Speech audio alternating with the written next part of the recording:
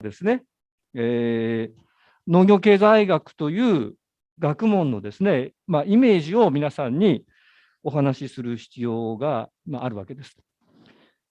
で、農業経済学のイメージというと、ちょっと漠然とした言い方なので、もう少し具体的に言うと、農業経済学という学問に固有のですね、対象と方法は一体何なのかということをですね、皆さんにお話しする必要があるわけです。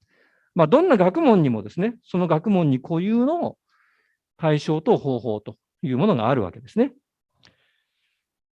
そうは言ってもですね、この農業経済学について、学生の皆さんにですね、どのあたりからお話ししたらよいのかということはですね、正直言って、ちょっと迷うところなんですけれども、この講義の進め方としてはですね、農業経済学というのは、農業という文字がついてますけれども、より一般的なですね、経済学というですね、より大きな学問分野の、一つの学科だというところからですね、考えてみたいというふうに思います。つまり、ちょっと遠回りな話になるんですけれども、農業経済学の話をする前段としてですね、経済学について何回かお話をいたします。でそして、どうしてですね、経済学の中にその一つの独立した学科、あるいはその学問領域としてですね、農業経済学というものがあるのか、こういうことをですね、理解してもらいたいというふうに思います。でそのことを通じてですね、農業経済学のイメージを皆さんに得ていただきたいというふうに思うわけです。そこで、その農業経済学のイメージを得る前段の話としてですね、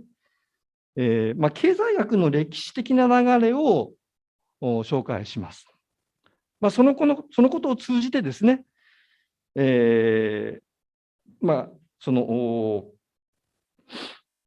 経済学のおおよその輪郭を理解してもら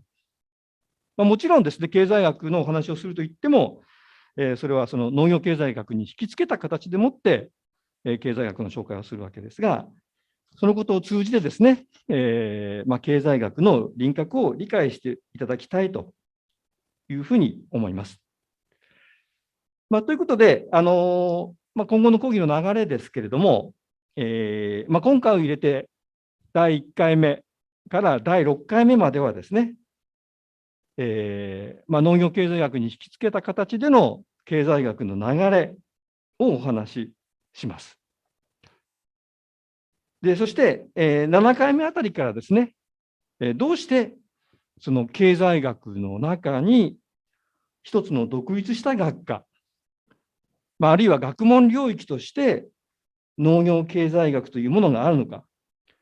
こういうお話をさせていただきます。そして、10回目以降はですね、話を現代に引き付けて、世界経済の中での農業問題というお話をします。で、評価なんですけれども、最後ですね、これはいずれにせよオンライン上でやることになると思うんですが、論述式の試験か、あるいはレポートを提出していただくということで、評価をさせていただきたいというふうに思います。ここまで何か質問ある方いらっしゃいますか？大丈夫ですか？はい。はい。で、今日ですね、これからお話しするのは、ちょっと古いんですけど、19世紀初めまでの経済学の歴史です。で、その19世紀中頃から後の経済学の流れというものは、次回以降にですね、紹介したいというふうに思います。で、この経済学という学問なんですけれども、これは多くの人がですね、知っていることだと思うんですが、18世紀の終わり頃にですね、一人のですね、偉大なイギリス人であるアダム・スミスという方がですね、ここに書いてますが、An inquiry into the nature and causes of the wealth of nations。これを直訳しますと、諸国民のですね、富の源泉と本質に関する一考察ということになりますが、日本ではですね、普通、その国富論として知られる、古典的文献によって初めて、体系化されたものであります。で、これ経済学がどうしてですね、イギリスで生まれたのか、あるいはなぜですね、18世紀の終わり頃に生まれたのか、こういうことがですね、ちょっと気になるんですけれども、こういうことはですね、おいおい、お話をしていくことにしまして、ここでですね、皆さんに少し理解していただきたいなというふうに思うことは、経済学という学問はですね、20世紀初頭の今日に至るまで、200数十年の歴史しか持たない若い学問だということですね。哲学だとかですね、天文学っていうのはもう太古から、存在していたわけですけれども、そういった学問と比べると、経済学というのは非常に若い学問だということです。で、アダム・スミスがですね、では、その経済学を作り上げた目的というのはですね、一体何だったのかというとですね、アダム・スミスは、当時支配的であった経済についてのものの考え方、これは重商主義と言いますけれども、それを批判したわけです。批判しようとしたわけです。重商主義っていうのは一体何なのかというと、重商主義というのはですね、お金、つまり、その貨幣がですね、特別な意味を持っているというものの考え方です。ですから、重商主義にとってですね、その国が豊かになるということはどういうことであったのかというとですね、それはその貿易を通じてより多くのお金がですね、国内に流れ込んでくるということであったわけです。つまり、今流に言うとですね、貿易黒字、外国に輸出して、そしてもう外国から輸入すると、差額が出てきますね、輸出と輸入の。で、その差額が、黒字になる。で、その黒字がより大きくなる。その大きな黒字をですね、その溜め込むことが国が豊かになることなんだというふうに考えていたわけです。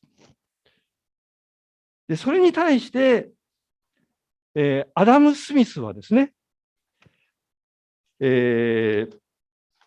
重商主義が、行っていた、こういうですね、その貨幣の特別扱いというものを批判したわけです。つまり、アダム・スミスにとってはですね、お金、貨幣も、重商主義が考えるように特別なものではない。そうじゃなくて、お金、貨幣もですね、数ある商品、種類の一つに過ぎないものなんだというふうに考えたわけです。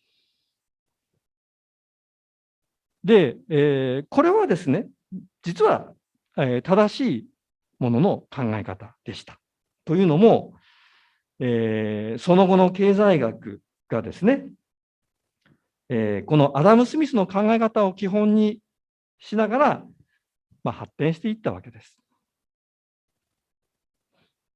で、それでは、アダム・スミスにとってですね、国が豊かになるということは、どういうことであったのかというと、それはですね、その重商主義のように、貿易を通じて多くのお金が流れ込んでくるようになるということではなくて、国内でですね、より多くの生産物、より多くの商品が生産されることになるということであったわけです。では、国内でですね、より多くの生産物が生産されるようになるということは、どういうことだったんでしょうか。そこにはですね、2つの道筋があるわけです。一つ一つはですね、すみません。一つはですね、一人一人の人間が物を生産する能力。これを経済学ではここに書いてますが、生産力と言います。この生産力が高くなるということです。一人一人の人間が物をたくさん生産するようになれば、それが国中に広がっていけば、国が豊かになる。そういうものの考え方です。そして、もう一つの道筋は、今言った、その、社会の生産力が変わらなくてもですね、労働する人口が増えれば、国内でより多くの生産物が生産されるようになるわけです。で、そして、アダム・スミスの経済学の体系はですね、今言った2つのうち、つまり生産力と、それから、労働人口と、この2つのうち、前者の、つまり、国内の生産力を高めるためには、一体どうしたらいいのかということを、問題意識として、強く持ちながら展開していくわけです。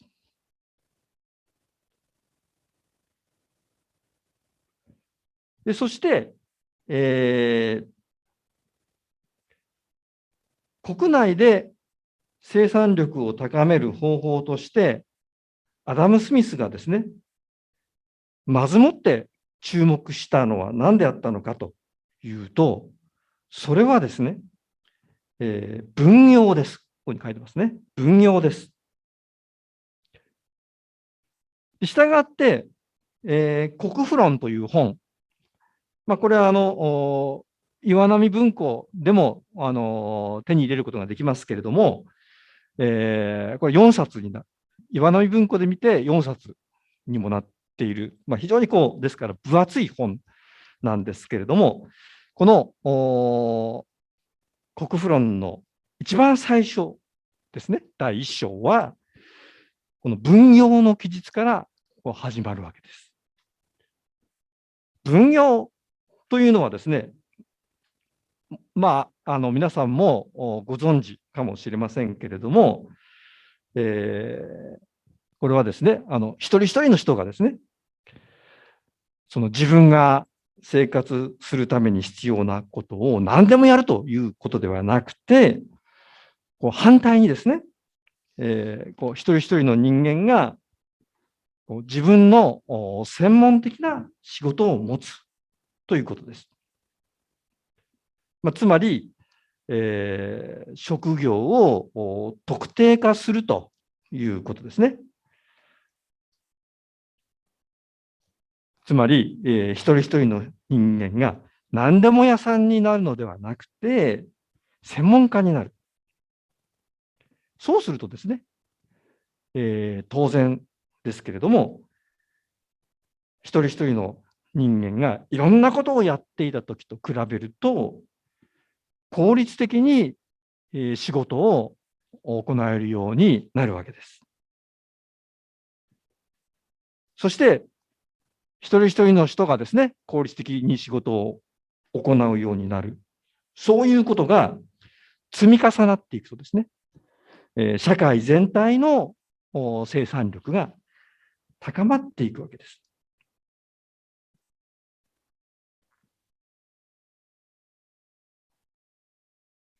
そして、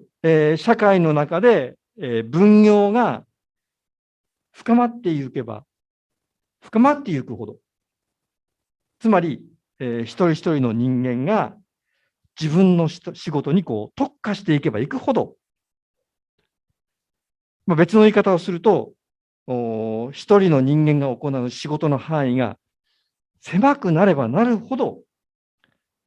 一つ一つの仕事はですね、その分効率的に行われるようになるということです。で、例えばですね、アダム・スミスは、国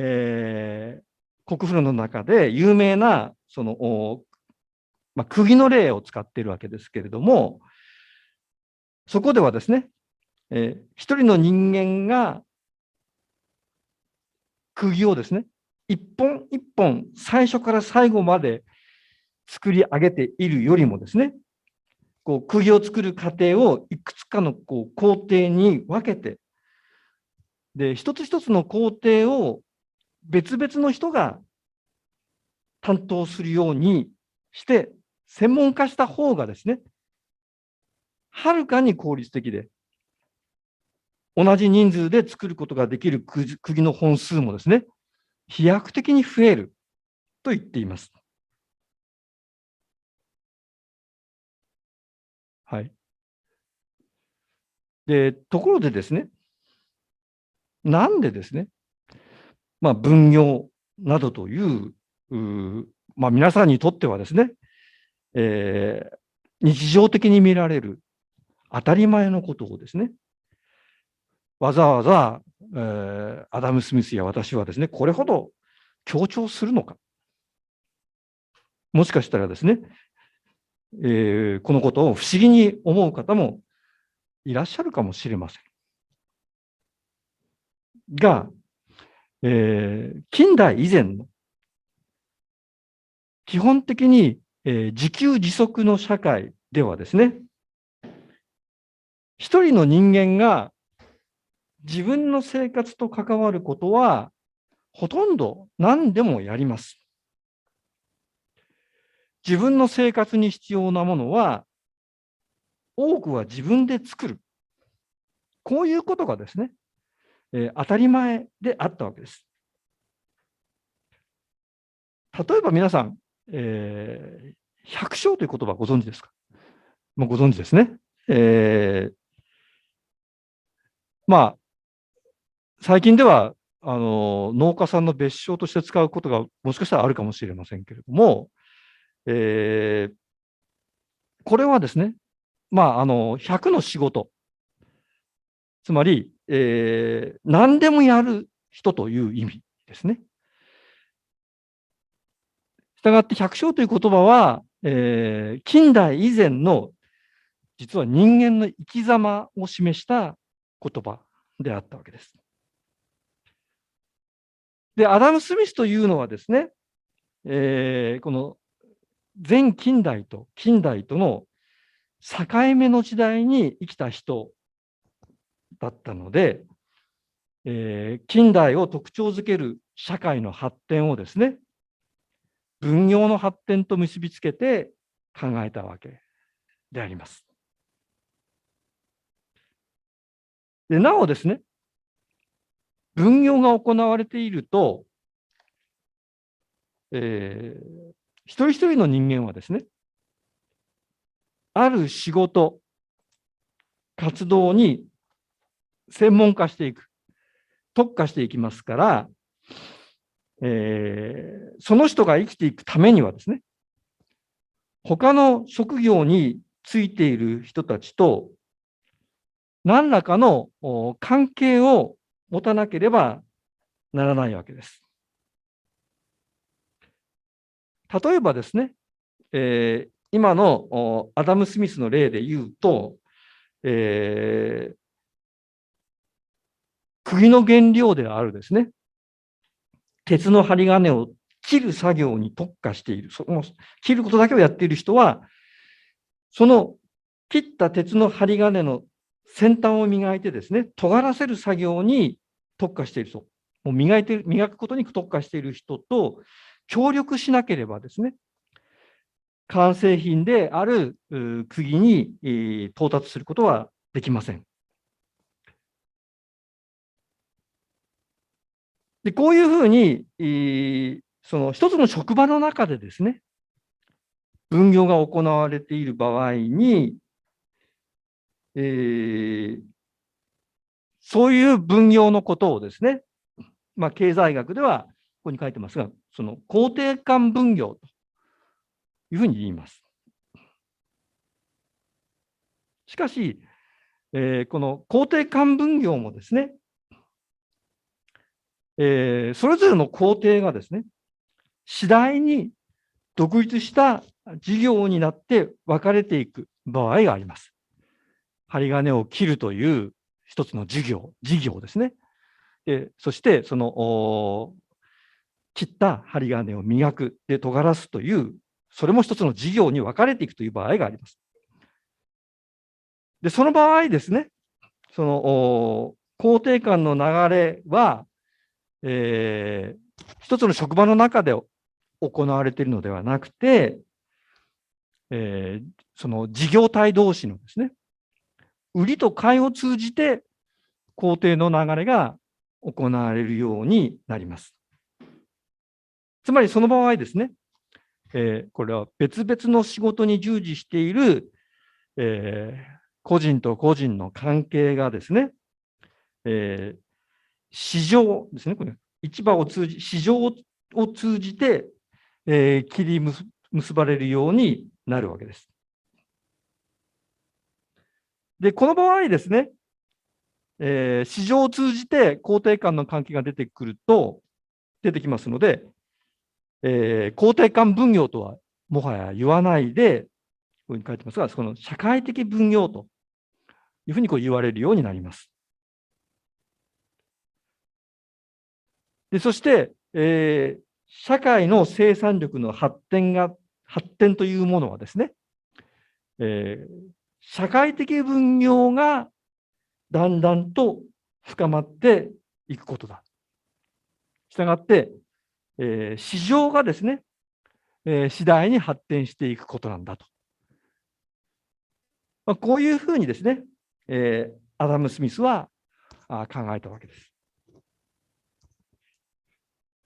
ただですね、このアダム・スミスの面白いところはですね、この社会的分業の発展の仕方には、自然の順序があるというふうに考えていたことでした。自然の順序というのはですね、ちょっと分かりにくい言い方かもしれませんが、もう少し噛み砕いて言うと、あるべき順序と言い換えてもいいかもしれません。で、そして、こういうあるべき順序を踏まえないと、社会は順調に発展しない。こういうふうにですね、アダム・スミスは考えていました。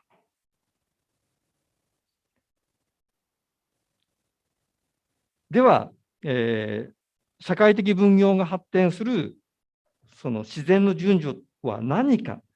というとですね、まず農業が発展すべきである。これは、最初は自給自足を行っている農業でした。しかし、農業もですね、次第に、市場向けのですね、農産物を生産するようになっていきます。そういうふうに農業が発展していくべきである。そして、農業がですね、十分に発展したときに、今度はですね、農家さんが行っていた、その履物だとかですね、あるいは家だとかというものを生産する活動が農家さんの活動から離れて、工業としてですね、一つの産業となるべきである。で、農業と工業がそうやって、発展していくと、当然、商品のやり取りが出てきますから、その農業と工業との十分な発展と同時並行的にですね、国内商業が発展していくべきである。そして最後にですね、国内の農業と工業、でさらに、国内の商業が十分に発展したときに、その国内で生産された余剰のものをですね、外国に売る、外国貿易が登場すべきである。こういうふうにですね、アダム・スミスは、社会的分業の発展の自然の順序というものを構想したわけです。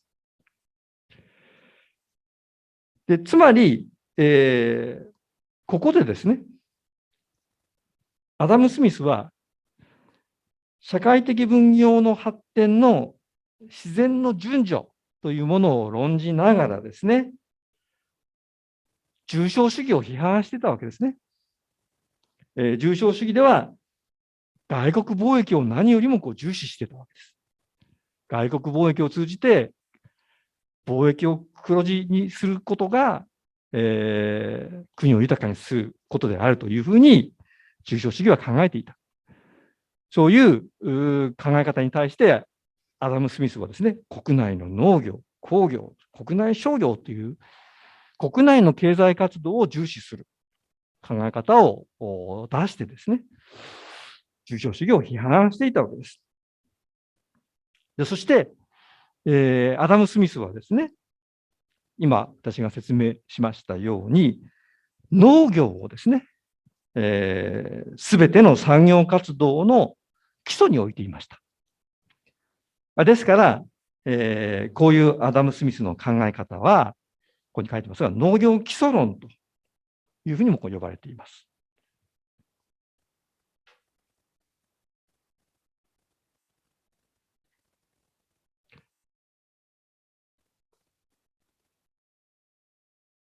で、アダム・スミスの後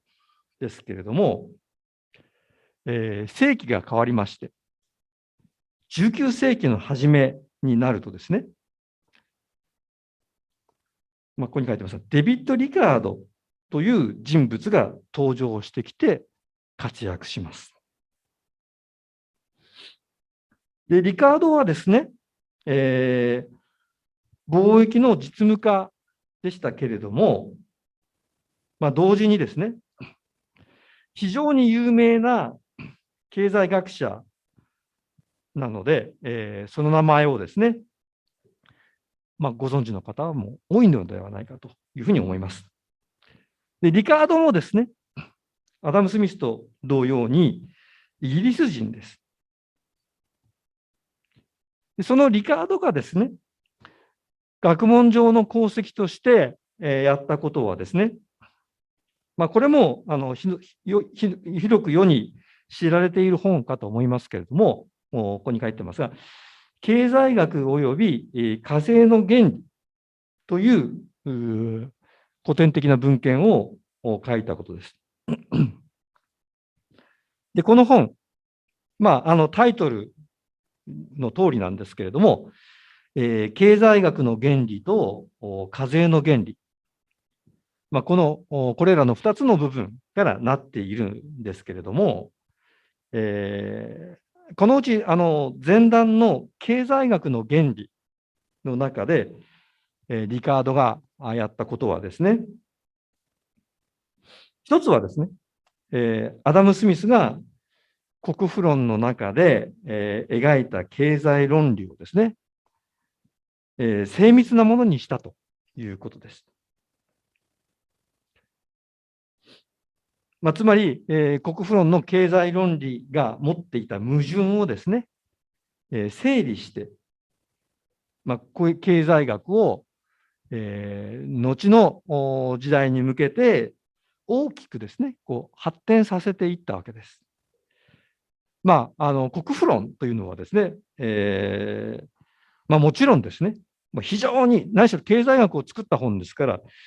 非常に独創的な学説の体系なんですけれども、やはり一番最初に作られたものですから、その独創性的なものにつきものの矛盾だとかですね、あるいは混乱、こういうものも少なからずあったわけです。で、リカードはですね、国富論が持っているそういう矛盾点だとかですね、混乱した点を整理したわけです。で、一例を紹介しますと、例えばですね、この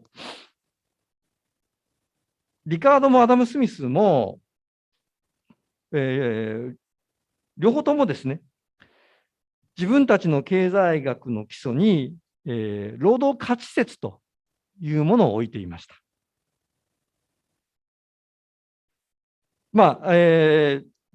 アダム・スミスとリカードとの前後関係を考えると、もっと正確に表現すると、アダム・スミスの労働価値説をですね、デビッド・リカードは継承したわけです。じゃあ、労働価値説というのは一体何なのかというと、労働価値説というのはですね、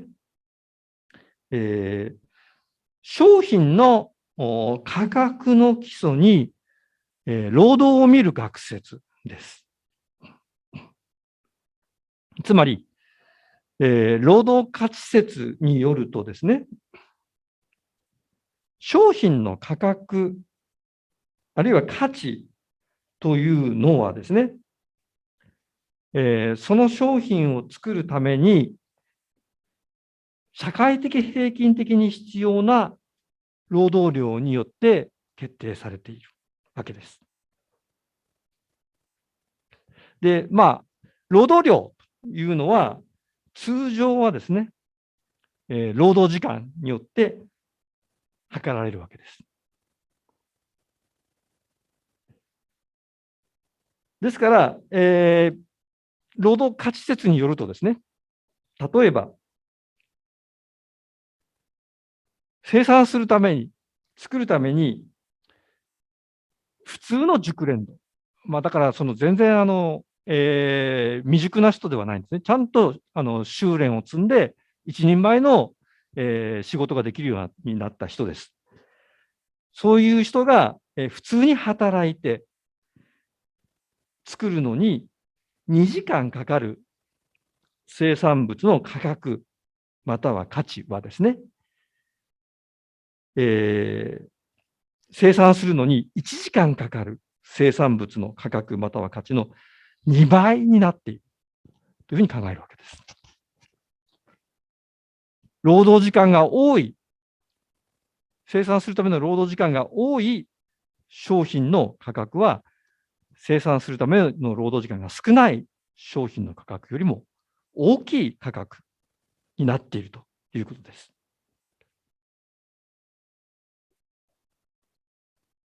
しかし、労働価値説というのはですね、今言ったような商品の価格を説明するための、原理にとどまらない面を持っています。それはどういうことかというと、労働価値説というのはですね、商品経済の下では、経済原則がですね、というものが、商品の価格、または価値を指標インディケーターにしながら貫かれているという、こういうものの考え方を基礎にしているわけです。で、ちょっと何言ってるかわからないかもしれませんので、これからこの赤字で、書かれてあるあたりのことをこう説明します。で、まずですね、簡単な言葉から入りますけれども、商品経済という言葉ですね。これで商品経済というのは、これ読んで字のごとく、生産物が、通常は商品として生産されている経済のことです。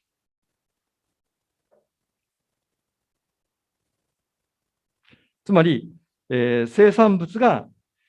売ったり買ったりすることを目的にしながら生産されている経済のこと。それを商品経済というふうに言います。ですから私たちの今生きている社会というのは商品経済ですね。では、その生産物が売ったり買ったりすることを目的にして生産されない経済があるのかというと、それは商品経済以前の社会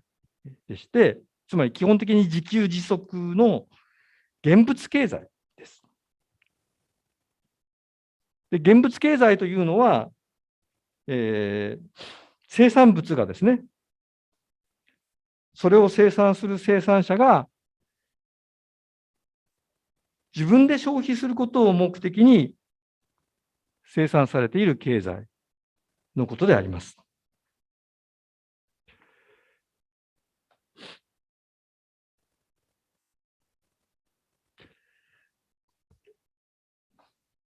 で、さらにこの文章の中で2つ目に説明を必要とする言葉として、こちらのが難しい言葉ですけれども、経済原則という言葉があります。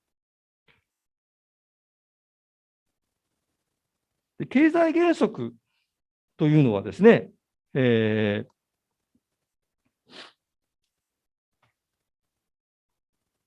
こに書いてますが、社会が維持されるためには、その社会の中では、社会が必要とするいろいろな生産物を適切な量で生産するためにですね、労働がそれぞれの生産部門に適切に配分されていなくてはならないということです。つまり社会が成り立っていくためにはですね、社会の中に存在している労働を適切な量、適切な比率に従って、配分していかなくてはいけないということです。これが経済原則ということです。例えば今のこの社会を成り立たせていくために、ちょっと大雑把な話ですけれども、例えばその工業にですね、全人口の 90% を配分しなくてはいけない。そして、農業に全人口の 10% を配分しなくてはいけない。他にも商業もあるかもしれませんが、一応2つの部門で今考えてますけれども、こういうふうに労働力をですね、社会が成り立たせていくために適切な量を配分しなくてはいけない。これが経済原則であります。で、こういう経済原則を解決するためにですね、それぞれの社会は、固有の仕組みを持っているわけです。で、例えば、計画経済というのがあります。で、皆さんがお生まれになるはるか前にもう亡くなってしまったソビエト連邦はですね、この計画経済の社会であったと、いうふうに言われています。で、計画経済の下ではですね、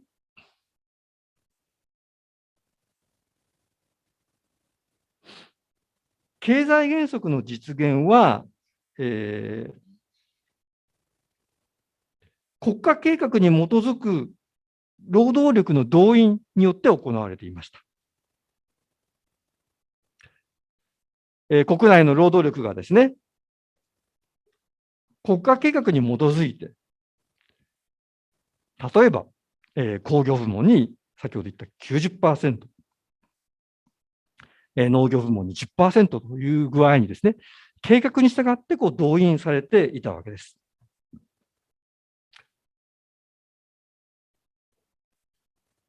じゃあ今どうでしょうか、私たちの生きている社会。こうやって何か国家計画があってですね、工業に 90%、農業に 10% という具合に、労働力の動員がなされているでしょうか。なされていませんね。もしもそういうことが行われていたら、はい、あなたは、今度は自動車会社に行ってくださいとかっていうふうに計画に従って、指示があるはずですけれども、そういう職業選択の指示を受ける人はおそらくいないと思います。この社会ではですね。ですから、商品経済の下では、私たちに生きている商品経済の下では、経済原則は全く違う形でもって実現されていると考えざるを得ない。では、商品経済の下で経済原則はどういうふうにしてですね、実現されているのかというと、これはですね、先ほど言いましたように、労働価値説のものの考え方によるとですね、経済原則は商品の価格または価値に基づいて実現されているわけです。で、今言った商品経済に関する話をですね、簡単なその具体的な数字の例を使ってちょっと考えてみたいというふうに思います。で、なおですね、今から私がお話しすることにはですね、前提条件があります。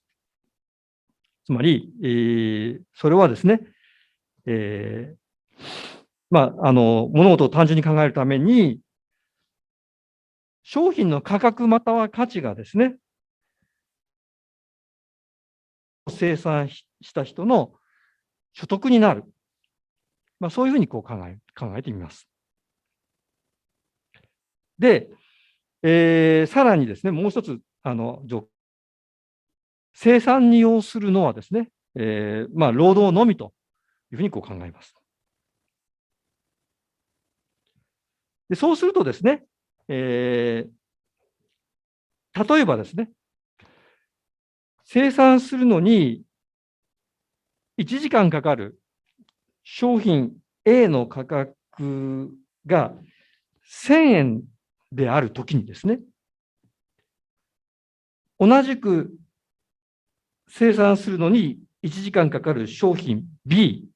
これ別の商品ですけども、商品 B の価格が A の2倍の2000円だとします。でそうすると、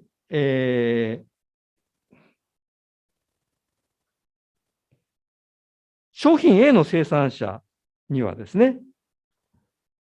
1時間働いて、1000円の所得がある。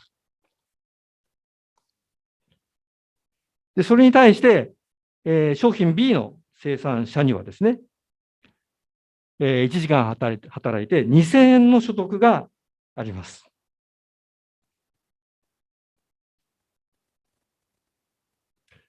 今、商品 A、商品 B とかっていうふうに言ってますけれども、先ほどの例で、例を持ち出すと、それぞれが農産物、工業生産物と置き換えていただいても構いません。しかし、この講義の中ではですね、商品 A、商品 B という言い方を続けたいと思います。はい。で、さて、商品 A の生産者がですね、経済的、合理的に物事を判断する人であるとするならば、この方はですね、商品 A の生産をやめて、商品 B の生産に移るとですね、この場合、同じ時間だけ、労働を行ってもですね、その場合、2倍の所得になるわけですから、A の生産を行っていた方はですね、合理的にことを判断する方ならば、より所得の高いですね、商品 B の生産に移るはずです。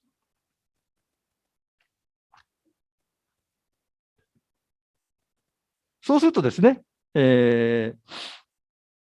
商品 B の生産に商品 A の生産から移る人がですね、どんどん出てきて、その結果としてですね、商品 B の生産に従事する人の数が増えていきます。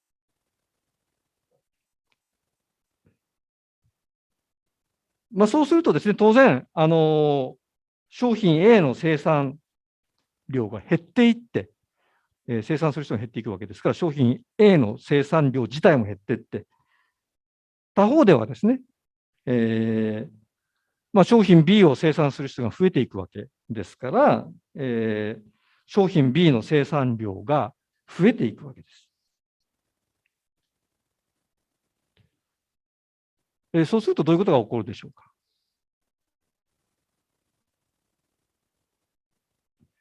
仮にですね、商品 A とか商品 B に対する社会的な需要量があんまり変わらないとするとですね、商品 B に対するですね、社会の中での需要量がそれほど変わらないのに、商品 B の生産量が増えていくわけですから、どうですか、あんまり物が売れない状態になっていく危険性が出てきますね。あんまり欲しいと思っている人が増えないのに、商品 B の、生産量が増えていく。そうすると、商品 B の価格が、だんだんと下がっていくわけです。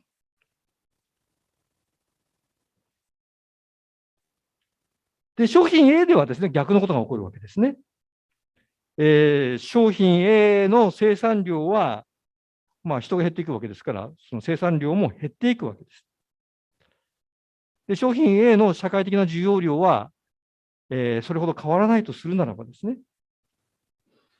商品の A の価格は上がっていくわけです。つまり、価格の反対方向の動きの結果として、商品 A の価格は上がり、商品 B の価格は下がるわけです。では、こういったですね、上がったり下がったりする価格の運動は、一体、どこで落ち着くのかというとですね、これが実は、商品 A の価格と商品 B の価格が等しくなると。つまり、2つの商品の価格が均衡するところであるわけです。で、例えばこれをですね、1500円としますと、この1500円という価格はですね、商品 A の生産であろうが、商品 B の生産であろうが、とにかくですね、1時間という労働の結果ということになるわけです。で、こういうふうにですね、労働の自由な移動ということが、今の場合、前提になっているわけですけれども、その自由な移動というものを前提とする限りですね、等しい価格は、等しい労働等価を背後に持っている。で、別の言い方をすると、商品の価格または価値は、商品を生産するのに必要な労働量、つまり、労働時間によって決まっているということになるわけです。でそして、こういうですね、商品の価格または価値が労働量、労働時間によって決まっているということが、社会の中でこう実現されていく過程はですね、どうでしょうか。同時にですね、この2つの、社会の中でこの2つの部門の間に、労働力がですね、こう分配されていく過程でもあるわけです。で、つまり言い方を変えるならば、社会の中でのですね、労働力の産業部門間でのこう分配というものは、商品の価格を指標にしながらですね、その商品の価格に対する一人一人の生産者の反応、リアクションを通じて行われているわけです。でそして、私の簡単な単純な例では、2つの部門しか考えていませんでしたけれども、こういうですね、価格を通じた労働力の分配が2つの部門にとどまらないで、社会全体の部門で行われるときにですね、先ほど述べたことですね、つまり経済原則、すなわち社会が必要とするいろいろな生産物を適切な量で生産するために、労働がそれぞれの生産部門に適切に配分される。こういうですね、どんな社会であれ、およそ社会が成り立っていくために必要な原則がですね、商品の価格とそれに対する個人のリアクションを通じて、実現されているわけであります。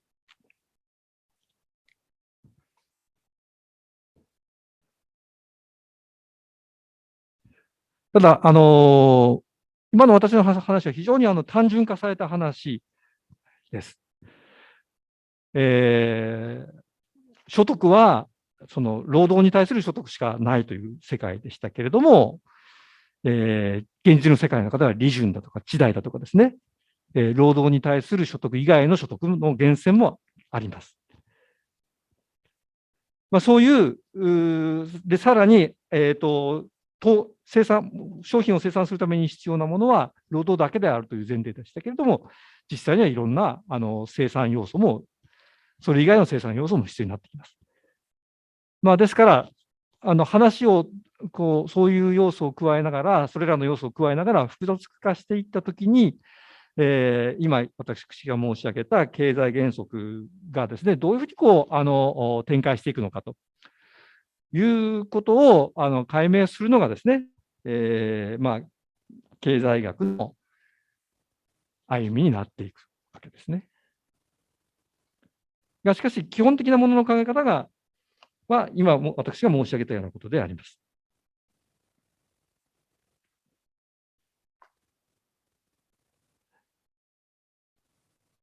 はい。それで、最後にですね、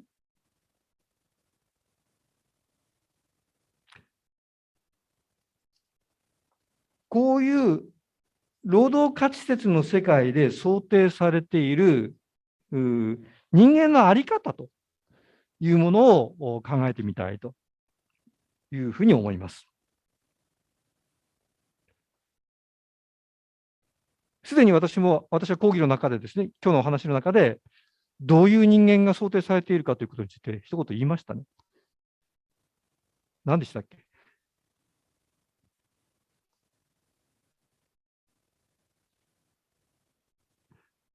経済的合理的に物事を判断する人だというふうに私は言いましたね。では、経済的合理的に物事を判断するというのは、もう少し掘り下げて考えてみると、一体どういうことなのかというと、実はですね、この経済的合理的に物事を判断される方は、労働に対してですね、ネガティブな態度をとっているということです。どうしてかというと、この方はですね、これなるべく少なく働こうとしているわけですね。少なめに働こうとしている。で、そして、なるべく少なく働こうと思っているくせにですね、くせにちょっとあまりいい言葉ではありませんが、なるべく少なく働こうとしているにもかかわらず、ちゃっかりとですね、最大の所得を得ようとしているわけですね。つまり、楽しながらですね、儲けようとしているわけです。というとですね、皆さん、どうでしょうか？それはですね、もう当たり前のことじゃないですかっていうふうに思われるかもしれない。私も実はそうですね。楽して、儲かれば一番いいんじゃないですかねと。これは当たり前のことです。はい。ただですね、であるにもかかわらず、申し上げたいことは、これはですね、労働に対するやっぱり一つの姿勢なんですね。で、そして、人々がなるべく少なく労働しようとしているというですね、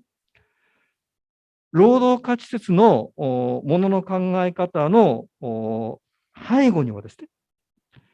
労働というものは、犠牲だと。これ書いてますね。サクリファイス。労働というものは人間の喜びをですね、犠牲にしながら行っているものなんだという、そういうものの考え方があるわけです。じゃあ人間の喜びとは一体何なのか。それは、労働をやっていない時間。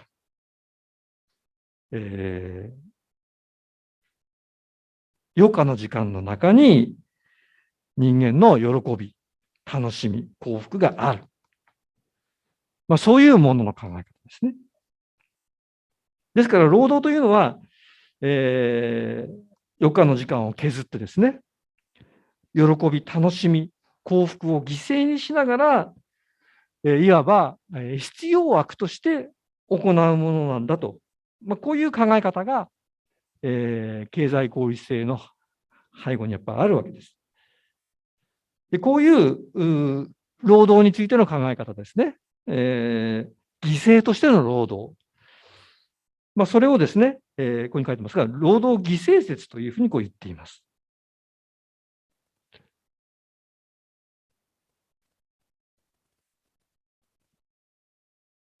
さて、本日ですね、労働価値説から始まって、経済原則、労働犠牲説というようなことをお話ししました。そして、先ほど言ったようにですね、こういう一連の議論はですね、アダム・スミスに始まって、デビッド・リカードによって継承されたわけです。でそして、その労働価値説に立脚した経済学はですね、最後、カール・マルクスによって、完成されたというふうに言われています。ただし、マルクスはですね、今言った3本柱、つまり労働価値説、経済原則、労働犠牲説。この3本柱のうち、最後のですね、労働犠牲説については、アダム・スミスたちとはですね、かなり違うことを言っています。それは、どういうことなのかというと、マルクスによるとですね、労働というのは、本来はですね、不幸なものではないのだと言ってるわけです。それどころかですね、マルクスによると、労働というのはですね、本来は喜びである。これなぜかというと、人間はですね、労働を通じて自分自身を実現することができるからなんだというわけです。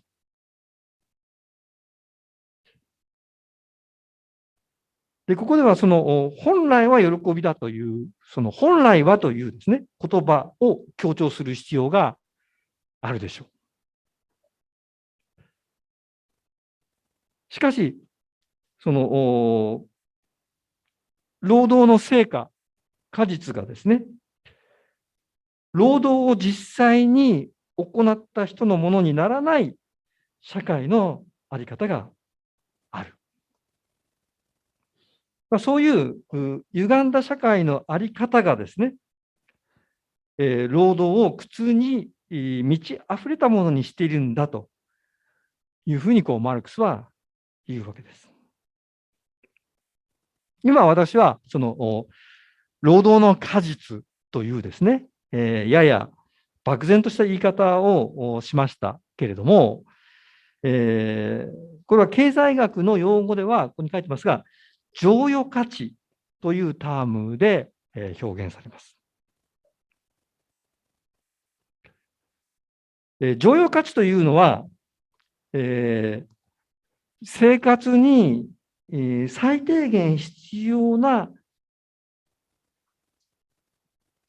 価値を超える価値のことです。これ具体的な例を使って説明すると、例えばですね、日本の昔ですが、江戸時代の農民たちはですね、自分の生活に最低限必要な農産物を超える農産物をどうしてましたか。これは封建領主であるですね、大名様に年貢としてですね、納めていたわけです。だから五公五民とかって半分、大名様に納めていた。六公四民なんていうのがありますね。だから自分の取り分は4割。で、6割を大名様に納めるというようなこともやっていた、こともあったようです。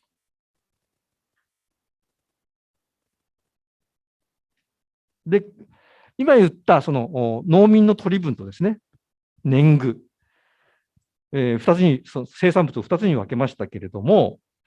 そのうちその年貢がですね、剰余価値です。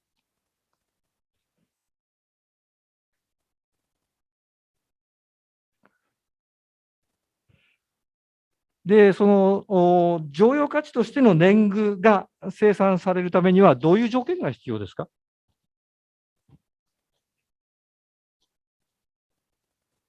これは農民がですね、自分の生活に必要な農産物を超える分量の農産物を生産する能力を持っていなくてはいけないわけですね。半分年貢で出すためには、残りの半分でもって自分たちの生活を営んでいくことができるようなですね、そういう先ほど使った言葉を言うならば、生産力が必要なわけです。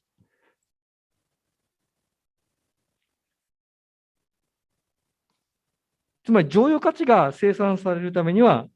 物を生産する力、生産力がですね、ある程度発展していることが必要であるわけです。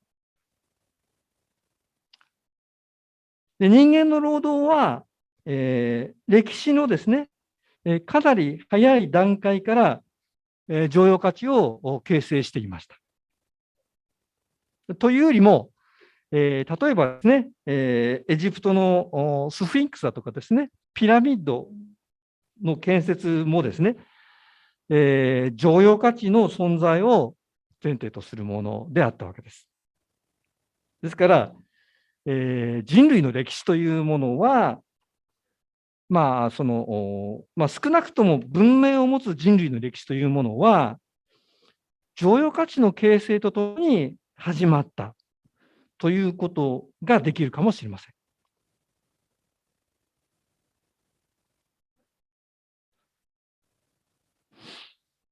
ところでですね、江戸時代の農民の話にまた戻りますけれども、剰余価値がですね、その年貢の形をとっているわけですから、これはですね、剰余価値があるということは、誰の目に見ても明らかなわけですね。自分たちの生活に必要なものは自分たちで確保し、そして剰余価値をですね、年貢の形でもって大名様に、捧げてたわけです。農民にとって、その年貢として取られる、自分たちの労働の果実の痛みというものはですね、はっきりとしていたわけです。ところが、我々が生きているですね、この社会、資本制社会、どうでしょうか。そうやって年貢のようにですね、剰余価値を生産して取られているということは、それほどはっきりしたものではないわけですね。残念ながら我々は剰余価値を生産しているということを、江戸時代の農民ほどはっきりと意識していない。しかし、私たちの社会でもですね、働いている人が剰余価値を生産しているということは、これはもう明らかなことです。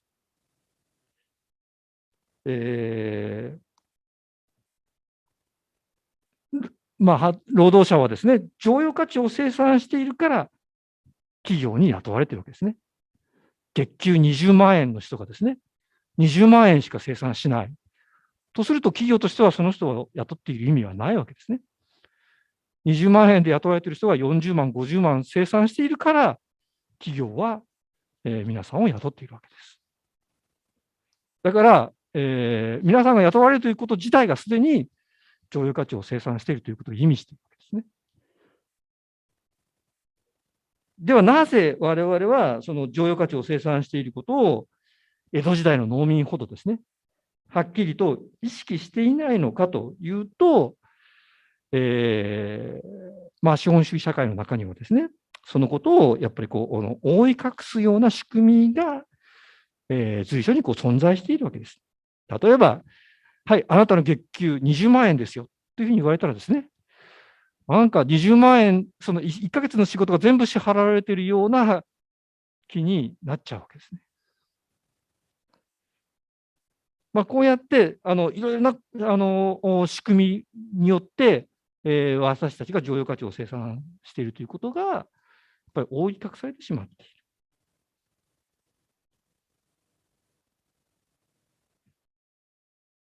でなおですね、人類の歴史の不幸は、この剰余価値がですね、社会を支配する特定の個人、またはそういった個人の集合体である階級に帰属する歴史であったということですね。で先ほどの例で言うと、江戸時代の剰余価値は、封建領主である大名が、独占していたわけです。でこういうことからですね、カール・マルクスは、労働犠牲説ではなくて、本来ですね、喜びであるはずの労働が、歪められて苦痛になっているんだという意味で、ここに書いてますが、阻害された労働、エイリエネイティブな労働というものの考え方を打ち出すわけです。この労働阻害というものの考え方はですね、その晩年のマルクスよりは、20歳代の若い頃のマルクスに強く現れていました。20代の半ばぐらいに皆さんの年とあまり変わらない頃に書いたその文献なんですけれども、経済学、哲学総合というノートの中でですね、こういうことが非常に鋭く描かれています。マルクスについては、後ほどまたゆっくりとお話をする機会があるかと思いますが、本日は労働価値説がですね、アダム・スミス、デビッド・リカードからカール・マルクスへと継承されていったことを中心にお話ししました。で次回は地代論のお話をしようと思っています。という